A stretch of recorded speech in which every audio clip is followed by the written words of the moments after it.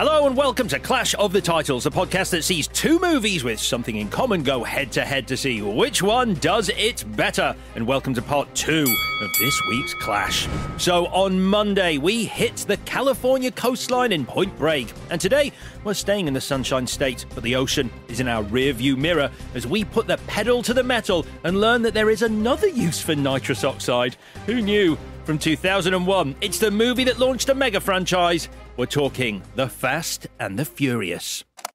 One race, 2G buy-in, winner takes all. I don't have any cash, but I do have the pink slip to my car. You brave. You're in. On the street, where reputations are made. It don't matter if you win by an inch or a mile. Winning's winning. In a world beyond the law. When loyalty is all that matters. You don't know this punk, Dom. Watch your back. You break her heart, I'll break your neck. Would you be willing to risk everything? Yeah! We will have a winner at the end of the show, but which film will it be? Let's find out. It's Clash of the Titles. Release the Kraken. Hello, Clash Podders. I smell skanks. I'm Alex Zane. I'm Chris Tilly. I'm really annoyed because I was going to say that. It's a superpower. So very quickly, if you haven't subscribed to us, if you'd be kind enough to do that, we would massively appreciate it. And also, if you could rate and review us, that would be amazing as well. And if you do review us, you might have your review read out on the show by Chris Tilly, a.k.a. Chris Thrilly, which sounds a bit like this. Well, first, Alex, I want to congratulate long-time listeners Reese and Gemma Page on their new arrival, Cora. I think that's the first Clash Pod baby. Oh, that's lovely. So good job, Pages. And also, yes, we have a review from long-time listener, first-time caller 10, who says, better than expected. Excellent start. He says, my wife had been trying to get me to listen to this for a wee while, saying it would be right up my alley. However, when finding out that Alex Zane was involved, I got flashbacks to being outraged on behalf of mid-noughties girl bands being interviewed by the rudest little boy on television. However, upon seeing a photo of Alex Zane, I realised I was thinking of Simon Amstell. It turns out Alex Zane is someone with whom I seem to agree on pretty much everything, and Alex Zane's colleagues are also not Simon Amstell. 5 stars. Yay! That is a 5-star review. Thank you very much. What a great review. All right, let's get into this. Part 2 of Point Break versus The Fast and the Furious. These were Chris's choices. On Monday, Victoria dipped her toe in the ocean with Point Break, and today I'm behind the wheel for The Fast and the Furious. Let me take you on a journey. Brian O'Connor is obviously an undercover cop, but street racing criminal Dominic Toretto, due to the nitrous in his blood and the gas tank for a brain, fails to spot this. Even when they find Brian sneaking around a garage and Dom's mate Vince goes, he's obviously a cop, Dominic still fails to take the hint. Turns out it's a family trait, though, as when Brian eventually says to Dom's sister Mia outright, I am a cop, her response is, what are you talking about? Brian is also a rubbish cop, and after fingering the wrong people for some heist and gunning down a potential suspect, he only finds out Dom is the criminal mastermind when his boss literally says, it's Dom, it's always been Dom. At which point, Brian lets Dom go, because love is blind, and he probably just likes letting people go. Like I said, rubbish cop. Time to quit the force and pick up that pension. Ladies and gentlemen, for your consideration, The Fast and the Furious. What are your histories with this movie, Victoria? I don't know. That's the stupid thing. I've seen it. I don't know when it was. It was just on. There we are. That doesn't surprise me. Sorry, it's fine. Yeah. It's fine. It's just one Don't of have those to dwell on films, it. isn't it? Yeah. But I definitely haven't been loyal to the franchise. So I saw this and was like, that's enough for me. Well, that's a shame. It's one of those franchises, a bit like Police Academy, where they get better as it goes on. And then worse again. A lot worse. I had no interest in this because I wasn't interested in Paul Walker or Vin Diesel, although I did like Pitch Black. And I do not have any interest in cars whatsoever, which is quite important for your enjoyment of this film. So the first time I watched it was Fast 5, was the first film in the franchise that I watched because I was going to be interviewing the cast. It was interesting working at a website that covered Fast and Furious, as each year we had to cover it a bit more because they were getting a bit bigger each time. And so I loved Fast 5, I covered Fast 6, Fast 7. I decided I'd go back and watch the first one around that time to do my homework. And yeah, it's remarkable how different they are. Where did you interview the cast for Fast 5? I think that was London. Right. Yes. I interviewed the cast for Fast 5 as well in Brazil? Rio de Janeiro, Copacabana Beach. Copacabana Beach, yeah. It was amazing. They put us in this hotel overlooking the beach, and then they lined all the cast up with the ocean in the background on this veranda of this hotel by the pool. It was a lovely work trip. I nearly got kicked out of the Fast and Furious 6 premiere party for sitting in Tyrese's private booth. I left the film early. I'd seen it before. I knew what was going to happen. Left early, went to the party. First people there at the party. Sat in Tyrese's booth, and security came over and said, "Who are you?" And I said, "I'm with Tyrese." And they said, "Fine." Not a good plan, because Tyrese was on his way. But actually, he was very nice. He pretended he was angry, but then he let us stay and drink his drink. So it's nice. Nice man, Tyrese. There was no party in Rio. We did find a bar on the last night on the beachfront. It was the only one for miles, but we went in there. My producer said to me, "This is a really weird bar. I just been hit on by 4 women, which never happens to me." And then we had a look around, and we watched men disappearing into a back room, holding hands with some of these girls, and we realised we were in a brothel.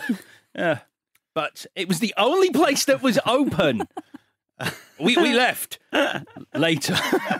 That's so funny. 4 women never hit it. 3, yes, but 4 is too much, honestly. So I watched this movie. I think, did I watch it with you maybe at uni? Maybe, yeah. I honestly can't remember. It was the time, 2001, 2002, we were at uni. Yeah, I don't remember being that madly impressed. I vaguely remember the drag race at the end. But now, because the franchise has spawned so many movies that I do love, I was quite excited to revisit this for the second time only. I do have a lot of stories about Too Fast, Too Furious. That was my first trip to LA, but we're not covering that, so we'll save that for when we do that movie. Would you like to know a bit about the history of this film? The idea came to director Rob Cohen after he read a 1998 article in Vibe magazine about the illegal street racing scene that had started in LA and was now growing in New York. Rob Cohen, by this point, had had some commercial, if not critical, success with Daylight and The Skulls. He would go on to make XXX, Stealth, The Mummy, Tomb of the Dragon Emperor, Alex Cross, and Hurricane Heist. But all is forgiven because he also made Dragonheart, which I love. Do you? Well, I saw it as a kid. I haven't watched it since. Does it not stand up? No, I don't know. I didn't know anyone liked it. So Sean Connery voices a dragon. Yeah. What's not to like? Okay, all right. And I like Dennis Quaid. Anyway, Cohen doesn't just stumble across this article from Vibe, though, as is often reported. He was contacted by the writer Kenneth Lee, who had actually taken his article and turned it into a script. Cohen says about this, the article was really good, but the script for the film was crap. I said I was willing to do a movie on the scene, but if I did, that script would have to be thrown out. It was about some dude doing street races to pay for his education. Yawn. Well, that makes more sense, though, because I always wondered why he needed to buy this article to tell this story, because this article is just one very specific element talking about these street racings that were happening in New York, not even in LA. Yeah. And so that makes more sense that Lee went to him, that he would need to purchase it then, because really, I don't think you need to purchase this article to make this movie, because they aren't really connected. Yeah, I mean, he does a bit of investigating. Rob Cohen finds out that the street racing scene is this cool underground scene that is yet to be put on film. But he says it wasn't an easy thing to get off the ground. The Suits and Hollywood as an entity had no faith at all that this would be a success, and no faith in me. The Suits, he loves that term, all thought this would become, at best, another spring break teen movie. But eventually Universal bite, and they buy the rights to the article from Ken Lee. According to Cohen, hundreds of writers had a shot at coming up with a story based on the article, and none were any good until step forward screenwriter Gary Scott Thompson. And he comes up with a very simple pitch, which Universal love. Romeo and Juliet with cars. Mm-hmm. Brian and Mia were your modern-day Montague and Capulet in rival gangs who meet at a street racing festival. Universal love it. He works up a draft. All the characters at this point are anti-hero teens. There's no undercover cop story whatsoever. They're getting into gunfights with each other. Then Columbine happens, and the project is pretty much shelved. Universal go, we just cannot make this at the moment. Undeterred, Thompson reworks the script, which now has older street racers and an undercover cop. Let's call this the inspired by Point Break version. 4 hours after Universal receive it, they're like, we're in. Because they've also seen Point Break. Well, can I? You've done your synopsis. Do you mind if I do an alternative synopsis? Go for it. Brian O'Connor is a wild-eyed cop with an eye for cars and a heart for police work. But when he goes undercover at a garage that doubles as a chop shop, the seductive world of its target, Dominic Toretto, may be his undoing. The joyrides, parties, and Toretto's sexy sister help sway Brian into believing that his new fast friend has the kind of life he wants, even though Toretto may be guilty of much more than theft, and O'Connor might be in much deeper than he thinks. Now, that is the blurb on the back of the DVD for No Man's Land, a Charlie Sheen movie from 1987. I've just changed the character name. I've just changed the character names. Wow. So you're saying it's a remake of Point Break, but I've realised it's a remake of this film I watched in 1988. It's pretty crap, really. It's D.B. Sweeney plays the undercover cop and Charlie Sheen's the cool sort of criminal. And the story beats are very similar all the way through. I think this blurb might have been written after Fast and Furious came out to sort of cash in, because also the tagline is now Fast, Furious and Deadly. But yeah, so I think there were two mothers of this storyline. I mean, in relation to the Point Break comparisons, copying, Rob Cohen does say on the DVD commentary that Point Break inspired The Fast and the Furious, which is a bit like saying, I was only looking at someone else's exam paper for inspiration. And Thompson, the writer, does say, we sort of do what they do in Point Break, which is a bit like saying, I was sort of copying someone else's exam paper. In the final draft, Thompson apparently is now moved away from the source article so much that they dropped crediting the article at all in the movie. The film doesn't credit the article. Thompson says about that, there was no love story. There was no cop aspect to it. From what I remember, it was just about a group of racers who raced late at night. If you don't have to credit someone in Hollywood, just don't. So Thompson would go on to write Too Fast, Too Furious. He is now a consultant on the series. Screenwriter Chris Morgan is the writer of all the latest ones, who I've met and is a lovely man. Thompson is still credited as characters created by. I mentioned that because he hasn't written anything for a while, and that's because no doubt he's still making some serious cheddar cheese. This is niche. It excited me when I found out and makes me like Thompson, and anyone who's seen this movie will agree. Thompson wrote a Rutger Hauer movie that I love called Split Second. Okay. Have either of you seen it? No. It's set in a future London. It's flooded, and it's fascinating because they started shooting it. It's about him hunting a serial killer. And then halfway through, they decided that they didn't like the serial killer thing. Halfway through shooting, so they turned it into a giant mutant rat monster, which means the first half of the movie has absolutely no relevance on the second half of the film. Great. We're doing it on the show. Okay. Casting, only very little on the casting. The studio really wanted Timothy Olyphant for the Dominic Toretto role. Oh. Would have been great. Yeah, I love Timothy Olyphant from me forcing you to watch Go a million times. Oh, you're going to just stop the sentence a million times. Yeah, not once. Do you remember when I loved his character so much that I fell in love with the fact when he answers the phone in Go, he goes, speak. And I started doing that at uni. Mm-hmm. Way to lose friends. Anyway, Oliphant said no. And I can't see him as Toretto because Vin Diesel is now that role.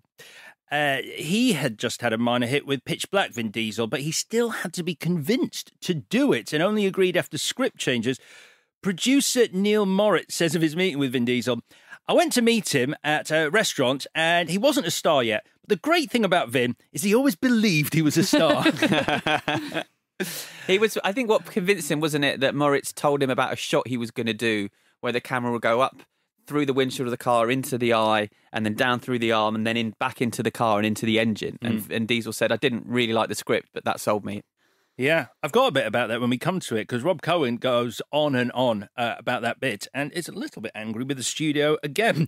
It had the working title Redline, but they changed it after Roger Corman agreed to license Universal the name of his 1955 movie, The Fast and the Furious, in exchange. And this is so Roger Corman, he was paid in stock footage. Oh, wow. The man loved his stock footage. Universal went, take what you want. That's about it. there's obviously a legacy to this movie, which we'll talk about in a new section of the pod that I'm calling The Legacy of This Movie. Before we start, I've got one thing to say. You can have any brew you want as long as it's Corona. Oh my God, if you... No! Oh my God! That's me bringing out the Coronas. You can't, come on, we're family. And family can't talk about Fast and Furious without a Corona in their hand. Oh, you sipped first, so you can say grace, Chris. Family. Cheers. Family. Cheers. Cheers. Eyes, yes, eyes. Oh, lovely. Well, God, I can relax now. what, because you got a beer in your hand? So we start with a heist, a truck full of DVD players, and those TVs that they used to make with built-in VCRs are nicked. Did you see that at the front of the truck? I'm like, oh, I had one in my room. Of course you fucking did. Yeah, with one video in it. Go. So I did some maths about this. So they steal DVD players and those TVs that they used to make with built-in VCRs. Mm-hmm. They've stolen $6 million worth of goods in the movie, it's announced. A DVD player in 2001 cost about $470. They've stolen 13,000 DVD players. It's weird when you think about where are they putting them as well. They pull this truck over. They put them in the 13,000 DVD players in the boots of their Nissans. They've not got a truck with them or anything. In the Honda Civics. Oh, they are Honda Civics. God, you're good. You know your cars. Chris wouldn't have picked up on that. So we get one of the best stunts in the movie at this point where the car goes under the truck. It's very cool. It's very good. It's brilliant. Amazing. It's such a cool stunt. The stunts that are done in camera in the film are way better than the CGI. So time to see the film tipping its hat to Point Break by having Brian order in the tuna sandwich, just like Johnny does. We covered it on Monday. Mm-hmm. Johnny has his on wheat. Brian, like a baby, goes, white with no crusts, please. It makes him very, very young. But he clearly likes Mia. She must have a hell of a time getting customers and doing front of house where her shaven-headed brother looms about in the background, peering through the glass occasionally. No wonder it's fucking empty. Who's he? But I also think he likes Mia, but he also, the way he looks at Dom, there's something loving in that, in the glances between them. Yeah. Yeah, that's true. We meet the gang at this point. The gang are Dickhead, Dead Meat, Kick-Ass Girl, and wasn't in any of the sequels. Dickhead, or Vince, does not like Brian, and we know this through him using an outdated and jarring slur. Sure. That does make him a dickhead. But equally, I mean, I'm on Vince's side for most of this film, apart from that slur, because he's right. Yes. Vince is right for the whole movie, and he's the villain for being right. But in these scenes, he's like, this guy's been hanging... And I missed a lot of the dialogue. It's like, do you not like Brian because he comes to your sandwich shop? That's it. I think it's because he likes Mia, because later on, she offers to go to the restaurant and then pulls the... Yeah, that's a good scene. Carpet out from And also, he thinks he's an undercover cop. He does, yeah. That is the main thing. Vince will not shut up about him being a cop. He's idiot. He's a cop. We have Dead Meat, a.k.a. Jesse, who describes Brian as beautiful and wasn't in any of the sequels, a.k.a. Leon, likes his hair, which is quite a nice moment. Jesse, he's the engineer. Yeah. He's the one who, when the minute Brian goes, you should be going to MIT, you go, well, he's going to die. Yeah. Was Giovanni Ribisi busy? Because the guy is doing Giovanni Ribisi, isn't he? Yeah. They're basically identical. Yeah, and it's like, did they just try and hire? Because they wanted Timothy Oliphant. He was in Gone in 60 Seconds. Giovanni Ribisi, can you do him? He was in Gone in 60 Seconds. It was literally being made while they were making this. Mm. We have Dom and Brian's first meeting, and you mentioned the way Brian looks at him. Apparently Vin Diesel and Paul Walker really hit it off filming this movie. They got on really well, instant camaraderie, and indeed, when the series starts to get back on track around 4, and indeed Fast 5, it's their relationship that really is the beating heart of this movie. Until, of course... Dwayne Johnson helps. In Fast 5. His involvement makes a difference. Yeah, he's so good in that movie. Massive as well. He's really big. So big. But his entrance is one of the all-time great entrances when he gets off that plane or helicopter. I can't remember. We can't talk about that. So we are coming up to the first street race because at this point the series was about street racing, not supervillains, submarines and skyscrapers. One of the interesting things about the Vibe article, and I know you're not into cars, Chris, but I I remember when I first watched this, I was so surprised that the cars are like Nissans and a Volkswagen and Mitsubishis and Hondas and not Porsches and Ferraris. I didn't even notice that.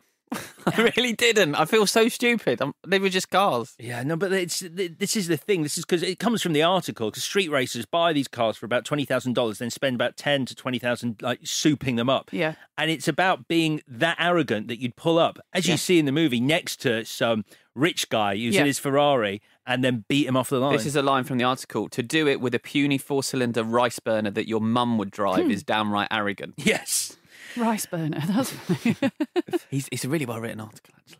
Yeah, I mean, I know a little bit about cars. Maybe I know more than you two about cars. I would imagine you do. Okay, so I said this to you before. Like the car, it's not. I've written car show. It's not car show. When they are lining up, whatever. So the dialogue really threw me because it's kind of the wrong way around in terms of very small details about it works. Sorry, saying it's the wrong way around is a bit judgmental. It does work, but details about cars that only like petrol heads would know, and then the overarching emotional points, right? So at this point at the car show, someone says that's a standalone fuel management system, and it's like, what the fuck is that? No one knows what is that, a petrol tank? Like they've all got them, but then later on, a lot of speeches about I live my life a quarter mile at a time. It's like, oh, I get it. Like you drawing people in with like what does racing mean? What do cars mean? And all of that. But they go in hard with the technical stuff first. So if you don't know what you're talking about, are you lost at that point? Do you tune out? I tune out. It doesn't matter because there's lots of flashy stuff happening on screen at the same time. But I think it's that if you go with what the studio thought, which is that it was going to be quite a small teen movie, perhaps they're going, we need to prove to the audience who are going to be street racers that we're not fucking around here, that we've done our research, that this is going to be authentic in inverted commas. And that's why they sort of top load it with like, see, we know our stuff. We Googled. Yeah. I don't know about you. How was it listening to this for you? Because I swear to God, in the first 20 minutes of this film, I must have adjusted the volume on my TV. Oh my God, I'm so glad you said times. that. My neighbours, she's a bit of a cunt, to be fair, but oh, no way. Come on, Vicky. We've got issues. Apology. She banged on the floor, so she's above me, and I'm watching, and so lots of emotions. I was like, A, you've got my number. If my telly's too loud, just text me. Fucking whatever. But second, I was like, shit, I've been rumbled watching the Fast and the Furious. Oh, you can't get in trouble for that. I hope not. Yeah, so it's too loud. Yeah, I was constantly adjusting the volume. Did you expect the police at the door going, we've had a report you're watching The Fast and the Furious? I just thought me and her are going to have yet another row, and then she's going to say, what are you watching? I'm going to have to go to Fast and the Furious. The sound mix is all over the place. I did nearly put on the subtitle, especially when I was trying to figure out what Ja Rule was racing for, because I thought I knew what he was going to get if he won, but it was still unclear to me because the engine was revving when he's shouting "Menage, Menage." Yeah, it's terrible. The music is very loud and the talking is very quiet. Yeah, but the music is also a lot of new metal and hard rock bands that you've never heard of, apart from where they've clearly, because it was on a $38 million budget, they've spent a bit of cash to use the chorus of Limp Bizkit's Rollin'. Yeah. Alternative metal, post-grunge and new metal is the three kinds of music in this film. None of that's mine. You don't none of that's for me. Yeah. Keep rolling. That's much more mid-90s Alex Zane than me. I felt like I was home. I really did. I felt like I was home. I did get to introduce Limp Bizkit, who I was a massive fan of, on stage once at Finsbury Park. They played a gig at Finsbury Park, and I'd introduced all the bands on stage. A were performing as well. Remember, I brought the A single back and made you listen to Starbucks over and over again in the flat. Oh my God, yeah. I want you down in Starbucks. Oh my God. Jesus. That's the worst taste in music. Yeah. So I go into the dressing room. The guy running the festival goes, do you want to meet the band, find out if they've got any introduction that they want you to do? So I walk in and Fred Durst is there. I'm like, hi, I'm introducing all the bands on stage. Is there anything you want me to say? And he goes, no one introduces the Bizkit. And Do it your fucking self. I've struggled to enjoy their music since. So what did you do? I didn't introduce them, they just walked on stage Right. themselves. So Because no one introduces the Bizkit. Good. So, the first race. First of all, we learn that Kick-Ass Girl, a.k.a. Letty, a.k.a. Michelle Rodriguez, has a special power where she can smell skanks. Thankfully, the skanks in question are the kind of skanks that don't put up an argument when they're called skanks. They've been rumbled. It's fortunate. It's like, she's got us. Yeah, we are. I had to look at what skank actually meant. Really? Yeah, I wasn't quite clear. What do you think it means? Oh, well, it's not in line with the sisterhood for me to delineate to you what I believe it means. Okay. But like someone who's a bit dirty and a bit sort of a filthy bird. Yeah, but like also like you would say if someone was a bit unclean and Diseases. Yeah, skanky bitch. She said she wasn't going to do it, and then she went for it. But it's a very naughty thing to say. Like you wouldn't. No. You've hit all the you've hit all the buzzwords from the definition I looked up online. So the street racing party. This is exactly what they did, which I find astonishing. You read the article. They actually did this in New York and presumably in LA beforehand, where cars would just pull across lanes of traffic to create a mile of empty road. It's madness to me. They do it at like 3 in the morning, 4 in the morning, so there wouldn't be traffic around. I'm so glad you said it's real because I wasn't sure. I did really think in a sort of snide way they'd just gone up its Point Break but with cars because I was like, where is there a street long enough that you can nip down it? And I think the multiculturalism is the thing that they really hit on as well. And the article talks about the fact that it was Puerto Rican, Dominican, Chinese, Filipino, Jamaican, Italian and other ethnicities all coming together, which is something Fast and Furious certainly captures. But as these films go on as well, I think that representation and that diversity in the cast is part of the reason it's so successful. Agreed. The pizza guy who can't get past the blockage on the road going, goddamn street racers! Director Rob Cohen. Oh, is it? That's him in a little cameo there. And he said after they screened the movie, people came out going, can we have your autograph? And it wasn't because he directed it, it's because he played the pizza guy. People love pizza. There's the odd moment that you just mentioned, Chris. Shall we talk about this? Ja Rule is one of the racers, and he is offered a woman's breast, just one, mind, who says, this is yours if you win or lose. If you win, you get her too. Now, at that point, I thought she was offering the other boob. The other breast 100%, yeah. to him, which seems like a strange offer. What, is one enough? It isn't the offer. The offer is her friend. Right, yeah. But it initially, you're like, do you try harder for a second breast? I mean, what is the quota in terms of I'm going to race just that bit faster for a second breast? I don't know. Anyway, when she offers the friend, it's somehow worse than the offerage of the breast. Yeah, do you think? But isn't she lying? Isn't she lying? Doesn't he then lose, and then that first breast is then taken away from him? Yeah. What a bitch! Well, it's a lie, though, isn't it? It's false advertising. It's a lie. She said when you win or lose, you get the breast, and then she wouldn't let him have the breast. Let her have this. She's coming back from Skanks. Okay, so. Thank you. I was distracted by and loved. They do the cool thing where they spray paint the line on the floor, and Brian, the fucking moron, fucking drives over it. The boy can't even brake. Like, what help does he have? Yeah. We did find out what NOS is, or nitrous oxide, at this point, which I think was the coolest thing in the world in 2001, going, yeah, you can get this gas that just makes a car go faster. And we get that shot, which also is the coolest thing in the world that you mentioned, where the camera goes into the gearbox and through the engine and out the exhaust. Rob Cohen attaches a lot to those 3 seconds of film. He says the scenes where we shot this kind of human arm, gearbox, engine, exhaust, that was to portray that the people are at one with their machines. It cost us $1.5 million just to get that short sequence right. Wow. And thinking how negative the studio, Universal, was to the film, they weren't happy about that. But it was important. It was the difference between a flop and a success for him. I get it, and I can remember seeing it in the trailer and thinking that is cool. Yeah. I'm not interested in this, but that's something I've not seen before. Yeah. And the nitrous oxide, that's even from the Vibe article. He talks about it being, obviously, the guys using their cars, but it's a gaseous liquid once used in bomber planes in World War II. So it's got some history. Yeah. The whole race, however... he does go on in that same answer. He goes, all year I struggled with Universal's criticism. You'll be ruined, they said. You know that Jerry Bruckheimer is making a car movie as well, right? They were talking about Gone in 60 Seconds. He's not happy. This was from 2014. That whole race, though, I do not love. It's like car stunts need to be done for real, or if you're using CGI, the cars have to be doing something like, I don't know, jumping from one skyscraper to another. Yeah, straight line, it's not. And I don't understand, because later on in the film, it becomes such a big plot point or character point about these 10-second races, these 10-second cars, that it just confused me initially, because this race lasts for about 2 minutes. Yeah.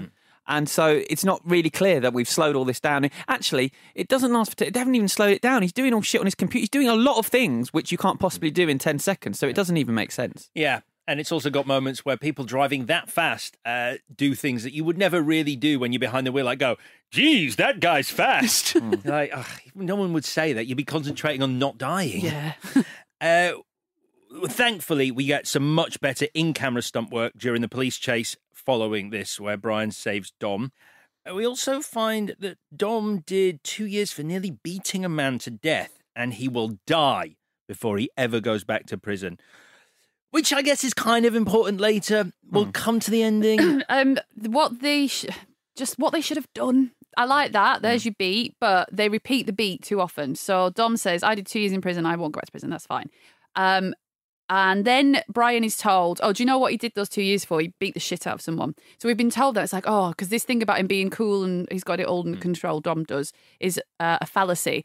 And then his boss, Brian's boss, shows him a picture of the guy. So the mistake is you need to stagger that beat. So you need to have, I went to prison, but I won't tell you what for. And then it's like he went to prison, but it was actually for a really long time. And then it was for this, the visual. Because by the time you see that man's beat up face, you're like, but I know that because you told me. But it's setting up the idea that we think Dom is a dickhead, or like not a dickhead, a villain. He's like, he beat up a man, and we have to wait until the garage scene where they're walking around the car, where he goes, "This is the reason." So up until that point, and the reveal that it was because the guy killed his dad on the racetrack. Yeah, but no. We briefly meet Die Another Day's Rick Yoon as Johnny Tran, the leader of a rival gang, who shoots up a car and makes it explode. Again, another confusing moment for me, which goes back to what you're saying about technical terms making their way into the movie without explanation. Just before Dom sees the car explode, he shouts, "Nas!" Yeah. And I didn't realise at that point that was an abbreviation for nitrous oxide. I was like, you shout your favourite hip-hop artist before the car explodes. He says it at the beginning. At the beginning, he's like, I need Nas. And then it's on the tanks of stuff. I probably couldn't hear that over rolling. Then we get the party. Now, I'm surprised you said this party was boring, Chris, because I think it outdoes Point Break's party. No, you got a guy playing guitar along to the music on the stereo. That's the worst thing in the world. Go home. I mean, it's cool, there's people making out, but then people playing video games. And I think, is that the party where... No, it's a later party where someone's watching one of Rob Cohen's films on the telly, which is really cringe. See, I thought what you thought initially, but then I thought a bit more about it, because it is part orgy/sex party and part Michelle Rodriguez, who looks like a child, playing video games on the TV. Now, correct me if I'm wrong, but it's a sex and video game party as an invitation. It's like, that's an amazing gift. Like, it's like, come, if you don't want to have sex, play Tekken. I'd love that. Have a Snapple. or listen to the guy strumming along to the new metal on the stereo. Not so good. I mean... And it's Vince. Yeah. Actually, I don't like Vince. He's a musician. He's an artist. And he knows Brian's a cop. Again here, where he goes, oh, it's the cop. There's also this is the one thing this movie is not short on, is car-based metaphors. And in this scene, Dead Meat, a.k.a. Jesse, is engaged in some heavy petting with a girl. Dom sees this and says, take it upstairs because you can't detail a car with the cover on. What does that mean? It means he can't get to her body because she's got her clothes on. Yeah. Like a car, you can't detail a car, examine the engine when the hood's down. Yep. Do you know what? I didn't hear it because my neighbour was yelling at me. I thought he was Which saying... bit are you at? Oh, I hate you! I thought he was saying, oh, you need to concentrate for tomorrow or something. Doesn't matter. It doesn't matter. Yeah, well, it's not. It's Vin Diesel comparing a girl to a car. She doesn't have a problem with it. There's obviously the Point Break reference, a lot of Corona. Apparently no deal was ever made with Corona. It was just Rob Cohen's choice.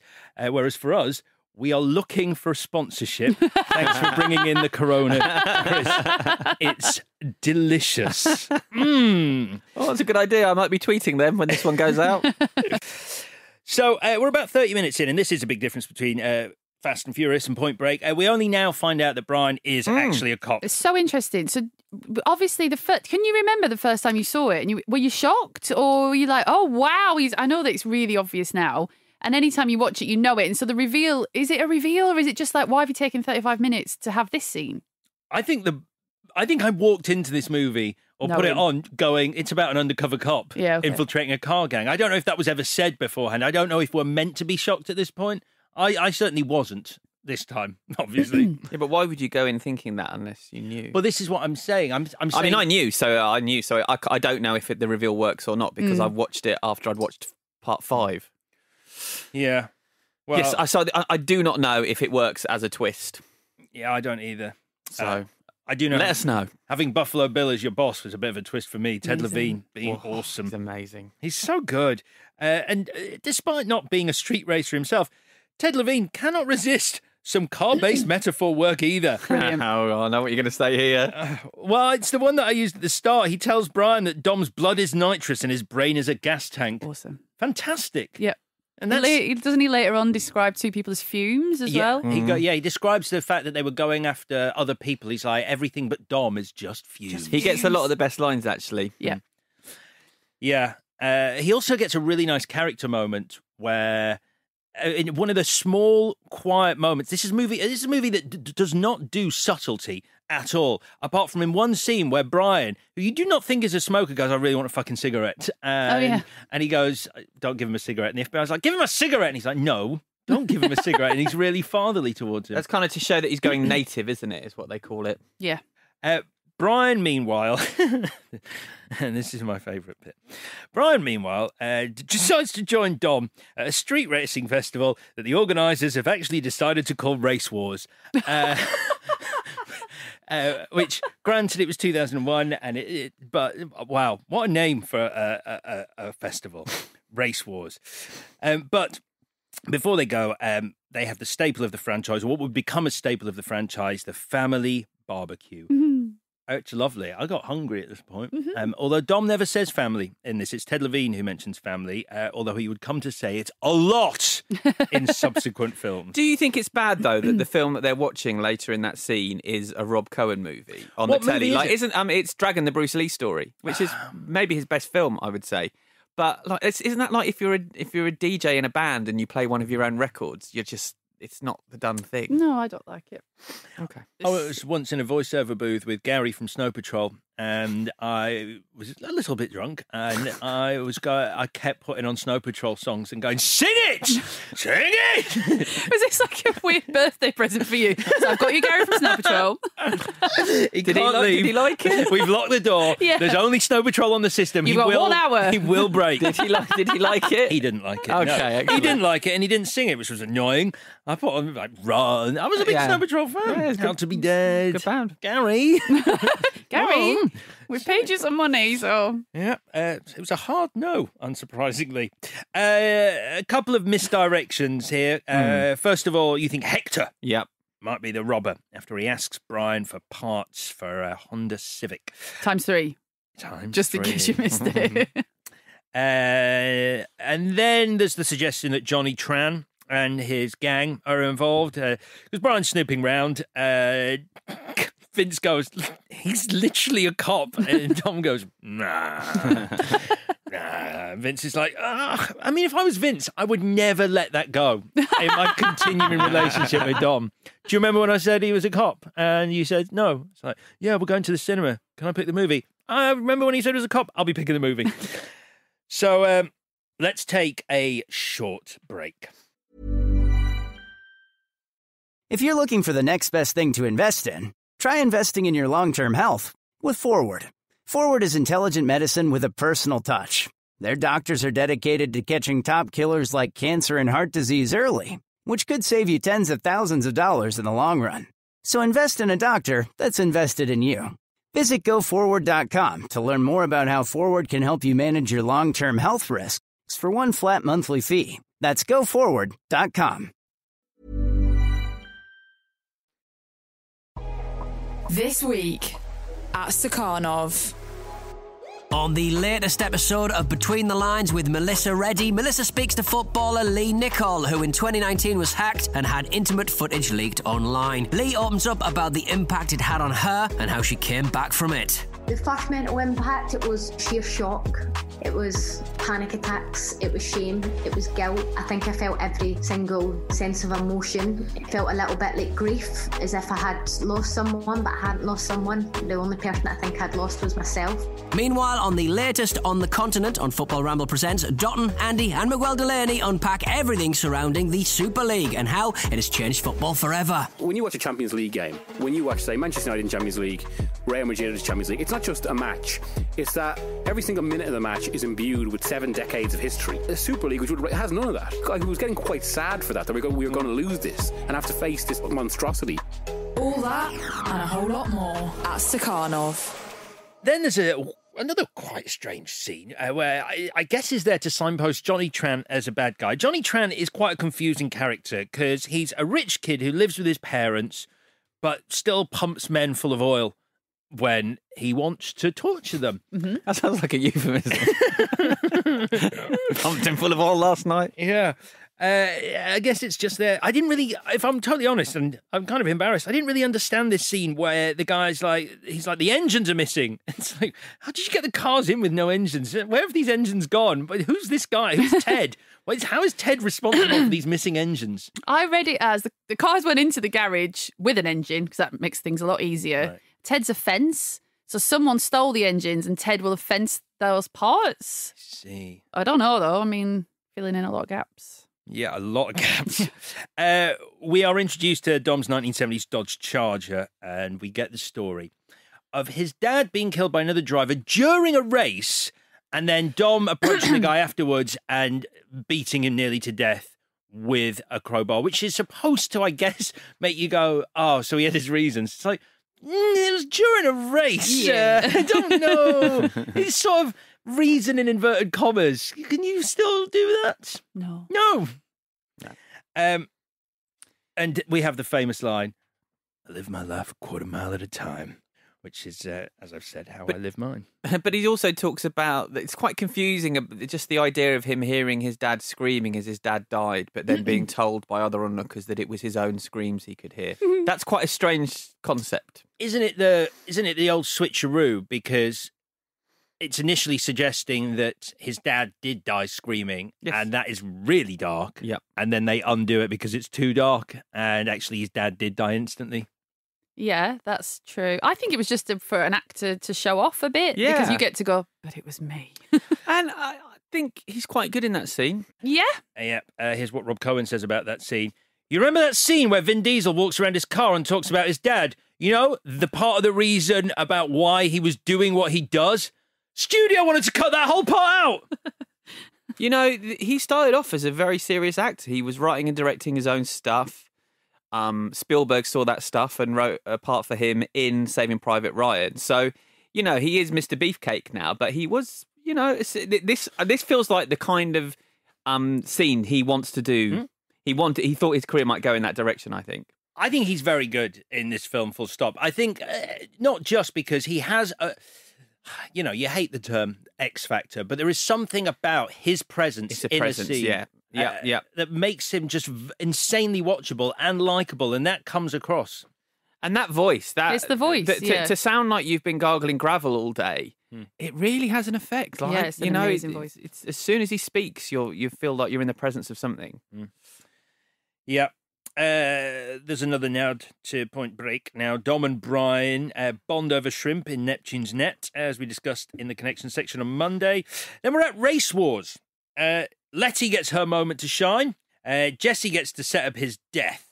It looks cool, kind of, this festival. It's Burning Man for cars, isn't it? Literally, look. Yeah. It's a countdown moment. I'll just show you my working out. Burning Man with cars. The one addendum to that sentence that I will add is that it's full of beautiful, sexy people dancing, having a great time, drinking, very scantily clad. They're all very sexy. And looks hot. It looks hot. Yeah. But the one thing that you have to remember throughout that entire scene is they all have to take a shit in a portaloo. And that changes it for me. I don't know if you've ever been to a garage. I'm going to assume not. Those girls aren't at garages. I don't know what the attraction is. I've been to a lot of garages. Have you? Yeah, because I used to have the van, didn't I? The van brought down all the time. That's why I know. That's why I know anything about cars. But girls love a boy racer. Yeah, those women are real. I mean, you read the Vibe article. Those women are real that will follow these men around who do this. It's funny, isn't it? Because when you see, there's no one more boring in the whole world than a Formula One race driver. Whoa! Fuck me, they're boring. I understand that what they do for a living is almost die a quarter of a mile at a time. But when they interview them after, you're just like, where is the personality? That is a very sweeping generalisation. Yeah, and I think they have to do as well. Part of it is them doing that sporting thing of trying not to say anything of any interest. They do a brilliant job of that. Yeah. Kimi Räikkönen. Okay. Reiji Kimi Räikkönen. I think he's definitely one of the most interesting Formula One drivers because they were trying to interview him after a race and they couldn't find him to interview him, and he'd crashed and gone and got himself an ice cream. They were like, apparently Kimmy's gone to get an ice cream, so bless him. That's why we can't interview him. That's lovely. And also James, the guy that Chris Hemsworth played, James, he was James Hunt. James Hunt Back in the day, yeah. Mr. Charisma. Yeah, but that was a different time now. Vicky's talking about now they're all media trained and if you have an opinion, you lose fans. So don't have an opinion because someone will disagree with your opinion. I agree. That's what I'm saying. I think it is media training. It's media training, but it's the same for movie stars as well. You try and call an opinion from a movie star about something outside, how great it was working with X. Did you enjoy interviewing the Fast cast? Because obviously it's sort of a revolving door. Each year you'd be it felt like a new set of people you'd be speaking to. Yeah, I loved it. I can go through them individually. Paul Walker was always lovely. He's always the nicest. And also, knowing people who work behind the scenes for Universal, they said the same thing, which they don't say about some of the other Fast and Furious people. Paul Walker was the nicest behind the scenes as he was with the press, so that's lovely to hear. So he was the first time I flew to LA was to interview Paul Walker, and it was quite funny because I'd never been to LA. We were staying at the Mondrian Hotel, and you could still smoke in hotel rooms at that point. Those hotel rooms are entirely white. Like the walls are white, the carpet's white, the furniture's white. I felt guilty smoking in them because I was like, I'm going to get ash on something. We set this shot up down by the pool to interview Paul Walker with the LA skyline behind us. And obviously Paul Walker is based in LA. And so it's not that novel to him that we've got the LA skyline. This is going to go out on MTV. It's like LA behind us. Cool. Sits down in the chair and he goes, it's a bit sunny. And they're like, oh, you can put your shades on. He's like, I forgot them. Cue about 20 pairs of shades being thrust in front of him. Like, we've got all these shades. And he goes, yeah, I'm not feeling any of those. Can we take it inside? And so we shot it in a hotel room, just like we would have done if we'd been in London. Because also, it's a crime to cover up his eyes. He has the most beautiful eyes. Yes. So, yeah, Paul Walker, always lovely. The Rock talks in sound bites, which is a dream. Vin Diesel and I go back a long way in terms of I've interviewed him for so many times. He was one of my first interviews for MTV, and I was doing him for a Fast and Furious movie, and we were doing it, and I had about 2 minutes left. He was like, have you got enough? And I'm like, well, yeah, why? And he's like, I want to show you the new trailer for the Chronicles of Riddick. And got his iPad out, and it wasn't released yet, and I'm sitting there watching it because I love Riddick. Isn't that character? That's his best character. He made me go out and get coffee for his assistant, and then she didn't want it. and I think that's consistent with some of the power plays that he does when he goes places. He's told her not to want it. Like, she's gasping, but he's like, turn that fucking thing down. I think he just wants to make sure people will do what he wants, do his bidding. No, he turned up at the Guardians of the Galaxy premiere on stilts because he was playing Groot and nearly went straight through the barrier into the crowd. I'll tell you some Vin Diesel stories after this. Okay, good. Oh, is that the new Patreon pod that we're doing? Behind the paywall, you can hear the dirt. The one that will lose me my job. So, where did we get to? Oh, yes. Mia finds out Brian's a cop. I say she finds out. He goes, I'm a cop, but she does deliver the best, you bastard. I love the way she says it. Not like that, but she's very much like, you bastard. You. Why I order. We get the climactic truck heist. People really love this heist. I think I like it. It's very Mad Max, but I don't love it. Okay. I did love it. Yeah, I really liked it. Just for the misdirection, you just assume it's going to work. They're going to free Vince, and they don't. And I was like, I can't believe I didn't see that coming, because obviously then Brian's got to turn up and save the day. But it just looked like it was all going to work, and they were going to get away, and there was something else going to happen. I think because for me it's the car stunts that I really love, and a lot of it is sort of Vince hanging off the truck and gunshots. I only love the bit where Letty goes under the car, under the truck, which is a repeat sort of from earlier, but it's still just great. And then obviously we get the reveal. Dom finds out that Brian is a cop, and Vince sells the shit out of that face. Like, that is betrayal in one man's face. And then we're into the actual climax. Johnny Tran and his mate Lance, despite seemingly living at their parents', and as mentioned by the police earlier, have only some minor offences. They were like, we've got nothing on them. We've got maybe a parking ticket and a speeding fine. They escalate to murder very quickly. Considering that they seem like not murderers, they're like, well, happily gun down Jesse and his car. And then Brian and Dom have a drag race, which I'd like to know your thoughts on this ending, because a lot of people don't like the ending. I went through some of the reviews from the time, and people go, the ending is ridiculous. I'm not sure why. It's fine. It's fine. It's fine. It makes sense, I think, narratively. Yeah. I think it's sort of a payoff to stuff they've been setting up all through the film. And so he lets him go. Yes. Because he respects him, loves him, or friends. Is he worried that Dom says, I'll die before I go back to prison? And he's worried that if they catch him, Dom will do something stupid and kill himself before he goes back to prison. In which case, Dom is a clever man going, by the way, I know you're a cop. I will die before I go back to prison. So, don't let me go to prison. Yeah. I think those are sirens. Give me your car keys. I think it's as simple as he lets him go because they're friends. And then it's about, no, they're not. It's because of their family. I mean, obviously it becomes, but I didn't realise the family thing does start with the first film. And this is it. This is his new family. So he's letting his brother go that he wants to have sex with.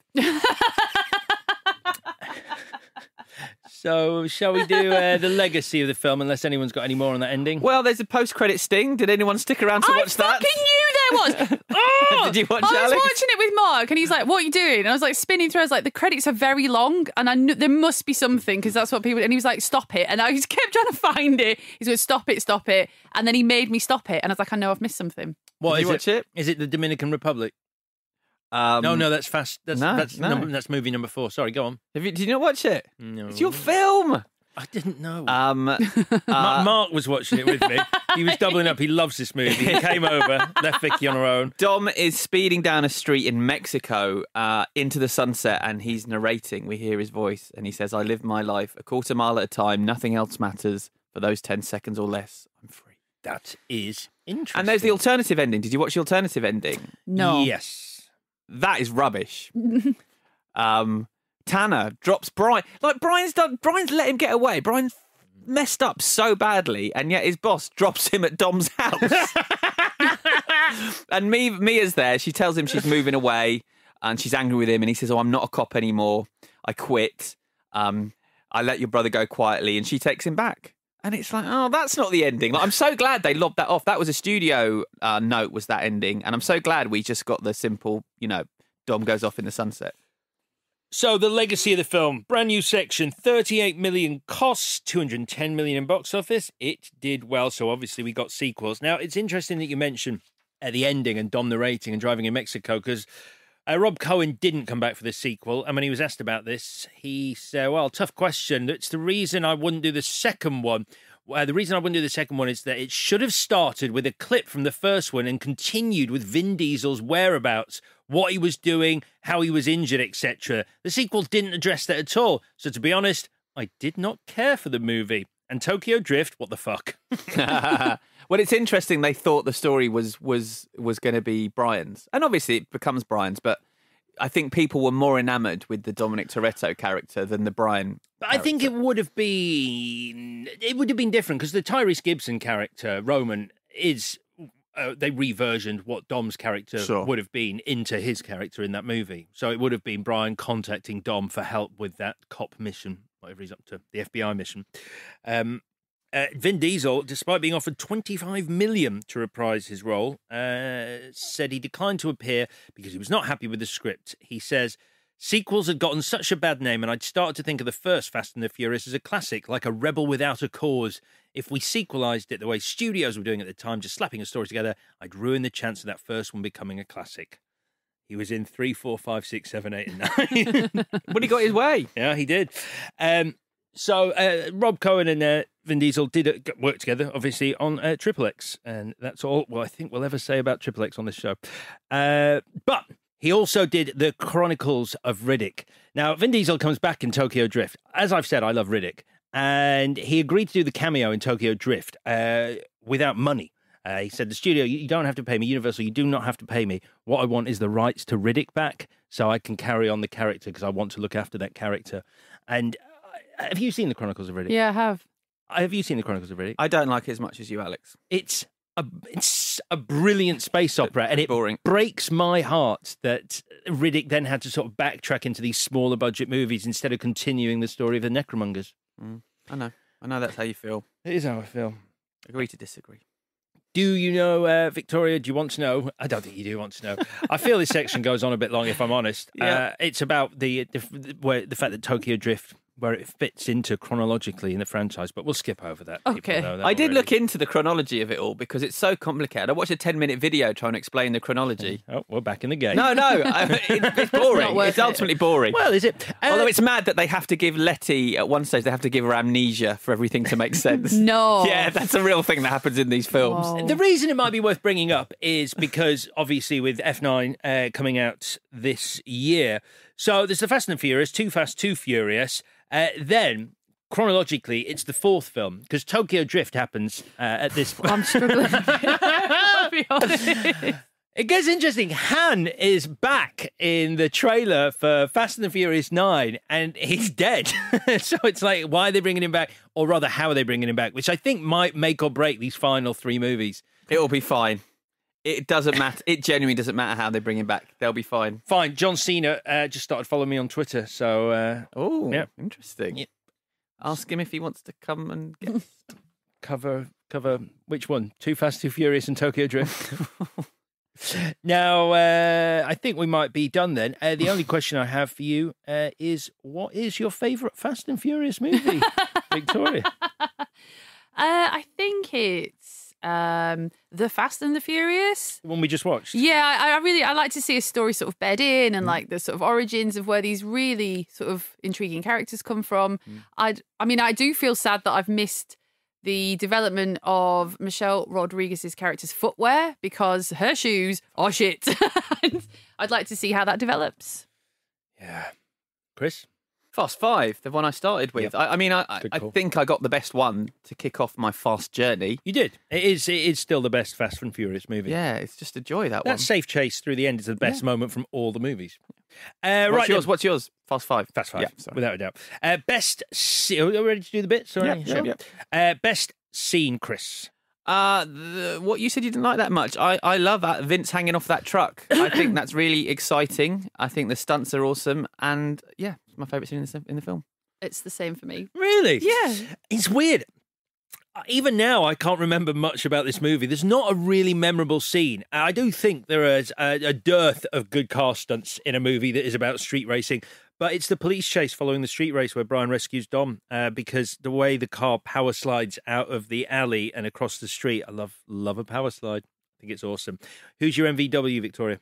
Ted Levine. I just think the benevolent wisdom, the fatherly concern for young Brian. But actually, the thing that really nailed it for me after when I was thinking about it is very early on when Brian goes to the police house. Love that house as well, by the way. The police mansion. I went down a rabbit hole trying to find out about that house. Was it really? Really soon after they shot there, someone, a billionaire, bought it and knocked it down. That's and he built something so big that he started off with a 60-lot car park before he built the house. Oh my God. For his own house. Wow. mad. Yeah, but got rid of that really just 1960s, Amazing, with all the sort of windows. space, It looks awesome. It's really good. So There's a house in Highgate, the second largest privately owned property in London after Buckingham Palace is your house. So I started with a 70-lot car park. No, but they were building it for about 10 years. Like, there was always work going on, but they dug it out, so it's bigger underground now than it is on the surface. And they've got a car park down there, swimming pool, cinema, bowling alleys, the works. And you can't say who owns it. The Daily Express printed who owned it, and then the woman in question sued them successfully. So I'm not going to say who owns it. That's weird. It'd be on the deeds somewhere. Yeah, but she's done it through an offshore company. Oh, okay. Yeah, Ted Levine. There's a moment where in the police house, he says to a police person, a young guy, he's like, "Hey, son, go and get us 4 iced cappuccinos," or something like that. And I thought it was a joke, like a dad going, "Go and get out a long stand," or "Go and ask for stripy paint," or whatever. Dad jokes. And actually, no, this, and then the next shot is Ted Levine with this massive, frothy, chilled coffee. I thought that was quite sweet. He's playing it for laughs, I think. Yeah. And I think that'll be him, because I think he's got a sense of humour. I think he's like, give me the most ridiculous coffee. Yeah. I mean, I really, really love him because of Silence of the Lambs, and I can't not see him and not choose him. Because there's a weird moment, isn't there, where they go, do you want it caffeinated or decaffeinated? And it's really close on his face, and he sort of turns to camera and he's like... Decaffeinated. That's what I mean. It's so weird. Mine is Vin Diesel. I just genuinely think he brings something incredible to Dom. His presence in these movies is one of the reasons I believe they're a success. What would you change, Victoria? I mean, I'd like to do my most valuable whatever, if that was cool with you, Alex. Sorry, yeah. So mine is for persevering, for adapting, for reinventing, for having the vision, is Neil Moritz. For keeping going with this. I mean, watching this film, I wouldn't have thought, if I'd seen this in 2001, I wouldn't have thought, in 15 years' time, there's going to be one of these films that will actually make you cry in a cinema. And obviously that's for something that happened off screen, but the way they dealt with it was so powerfully done, I thought so beautifully done, that I'm amazed that I've become so engaged with these storylines based on this film just being okay. So that is the end of Fast and Furious 7, where Dom and Brian and Dom, Paul Walker and Vin Diesel are driving along, and then they separate and drive their separate honestly, ways. even describing it and the song that plays. It's I know James, who directed that one, and I emailed him afterwards to say that I thought he'd really done a good job and that talk about that. And he said, he wrote back and said, we honestly didn't think we had a film. We thought this was, this would never come out. It was just something that would have to disappear. So the fact that that's kind of worked, trying to deal with this tragedy, the fact that it's kind of worked, he was... chuffed that happened. But yeah, I mean, I'm getting emotional thinking about it. It's such a tragic thing. But so Neil Moritz, I think it's amazing to have kept going and to finally nail it. Well, while you're on a roll, why don't you do your change? Have them steal something better than DVDs. It's shit, DVD players. It's just shit.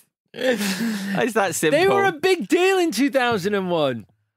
No, they're still DVD players. I don't know. I mean, they're stealing a drug baron safe with $100 million in it as they persevere. It just seems a bit. What, really?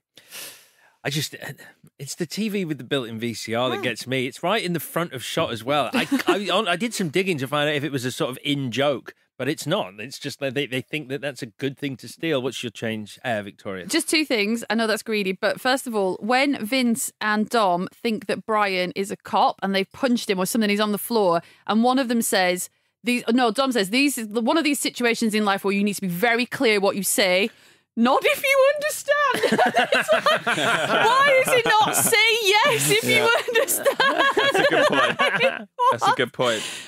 But my real change is if I see one more lingering shot of a young girl in what we called in the noughties a skort, which is a skirt with shorts underneath it, or a handkerchief top, I will fucking scream. It's overdone. It's sexist bullshit. Mia basically gets her tits out for no reason. So before the house party, she's like, "Oh, Brian's coming over. I must get changed." That's fine as a beat. We do not need to see her take her top off. It's in there because the director could get away with it. That makes him a douche who can fuck off. Do we see her boobs? No, she whips her. She's like, "Oh, fuck. and then goes to the mirror. She says, she's sweating. No, she swears. Well, it's like the worst. Fuck, I've taken my brassiere off.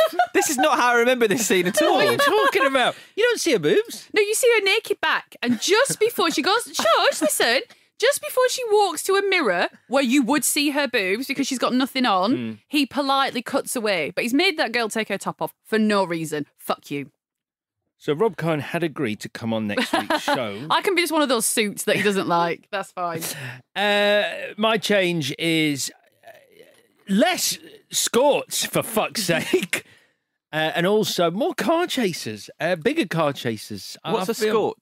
I've just fucking told you. Yeah, what is it? So it's a skirt that's really short, and underneath you've got a hot pants. So you see them in Fast and the Furious a lot. So the skirt split goes right up the side, but obviously you see a little flash of like a hot pant. You know what I mean? What would you rather? Can you see Vicky's hands from where you're sitting, Chris? Because she's showing us.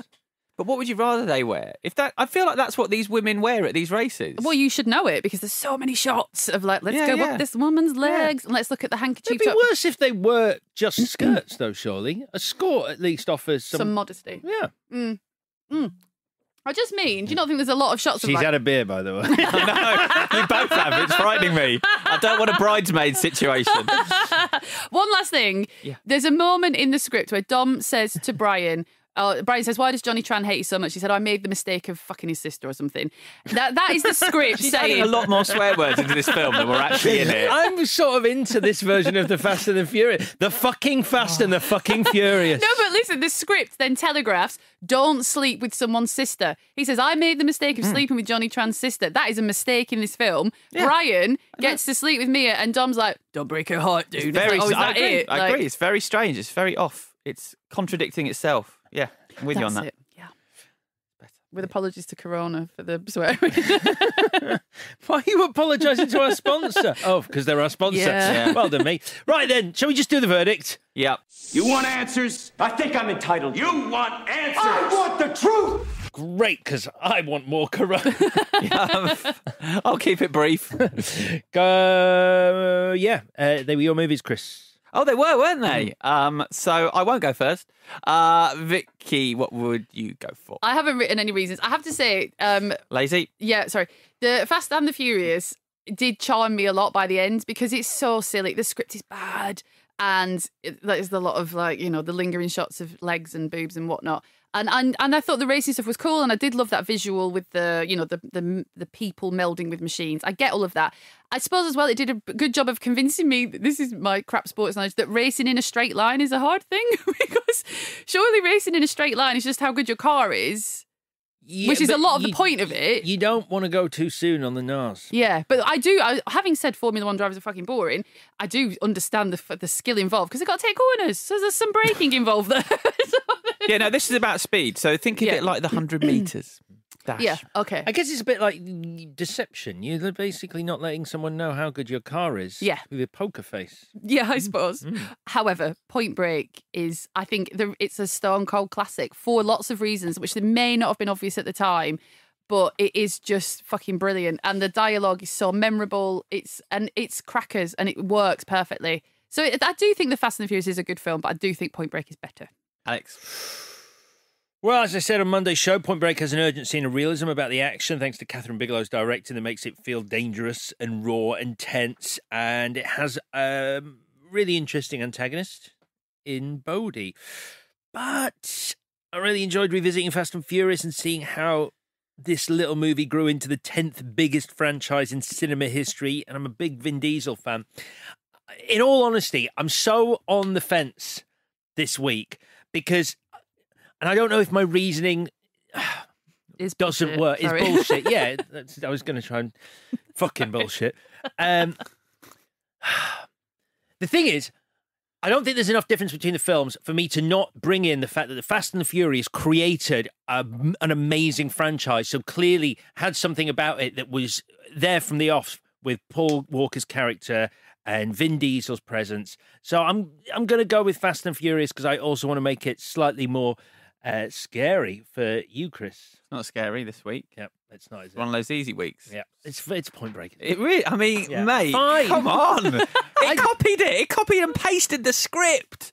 Hey, I don't see P9 coming out this year. Where Because it's F9. Yeah. Maybe that's a good thing, though. Maybe that's a good thing that it's just sort of captured in this one-off film. And I'll keep it very brief because I do want a Corona. My reasoning is I think these are both very good bad movies, but I'm going for Point Break because I think there's some artistry and there's some poetry in the stupidity. It's a fair point. I mean, Point Break is the better movie. No doubt. You can change if you want. All right, I'll have Point Break. All right, Really? 3 for 3. Yeah, 3 for 3. Okay. Otherwise, I was going to feel bad for you. So this is good.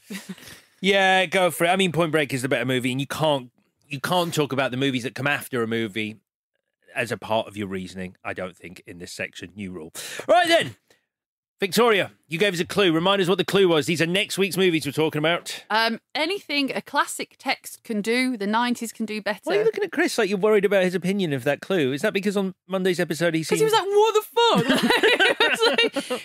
No, because I didn't know. I was trying to understand. I was trying to get a sense. Do you mean like a text message? No. That's what I got confused. That was all. Right, okay. So... Yep. Give me Clueless. Shut up! Jeopardy with Alex. I don't know what we're doing. Alex is I watching... worked it out. I just said in the break. Yeah, Alex, you're going to watch Clueless. Uh-huh. And Chris, you're going to watch 10 Things I Hate About You. Cool. Love it. Me too. Oh, and also, I think that was on the... So, if anyone's listening to this, if anyone can hear me, Chris won't let me into the email because he's like got the password and stuff. It's a little bit tense. I think that's so he can like edit. I don't know. So I think someone suggested this back in January when we apparently asked people. But who knows if we definitely really did. asked people. You yourself heard us say that. It wasn't apparently asked people. I haven't seen any emails, so I don't know. You have seen emails because you have access. And I add them to the shared Google Doc every time there's a suggestion. This is why we don't drink during the show. But what I'm saying is... I can feel this minecart skirting off the pairing rails. is on the Google Doc. What I'm saying is, if you can hear this... Who are you talking I don't know. to? And it was your idea, let me know, and I will say it next week. Just look at the list. Oh, you looking? How are they going to get in touch with you? You're not on social media and you can't access the email as you just said. They'll have to email Chris. No, I don't need more work. Do you want me to post your address for mail? For mail on Twitter? Just no, thank you. She doesn't want any other mail. Just this one listener. Hello, Sam Turner Blythe. Thank you for suggesting Clueless versus 10 Things I Hate About You. Awesome. Thank you, Chris. And Cassie Watson also suggested it. We had it twice. Perfect. But we could have talked about that next week, if I'm honest, like I did today. No, Vicky didn't mean to announce it now. She meant just let her in. Generally, she wants to be let inside. Chris, shall we end this? That is us done for this week. Congratulations to Point Break. If you haven't already, please subscribe to us on Apple, Spotify, or wherever you get your pods, and do follow us on Twitter and Instagram at ClashPod. Vicky's address going up tomorrow. Back on Monday, talking Clueless. Thank you very much. Bye-bye. This was a Stakhanov production and part of the Acast Creative Network.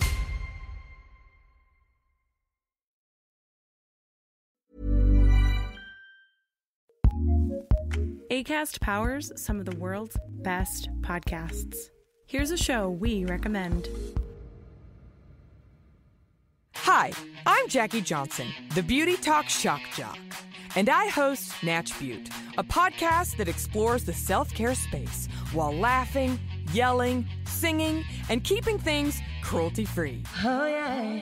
I gab with celebs, makeup artists, female indie brand owners, and fellow funny folks about what beauty and self-care mean to them, as well as what's in their bags. Looking good while doing good. We are voting with our wallets. We are buying cruelty-free products, and we are having a blast laughing with our pals while we do it. That's Natch Beaut. This is the Natch Beaut Pod. Welcome, baby. Listen to Natch Beaut on Acast or wherever you get your podcasts. Acast recommends.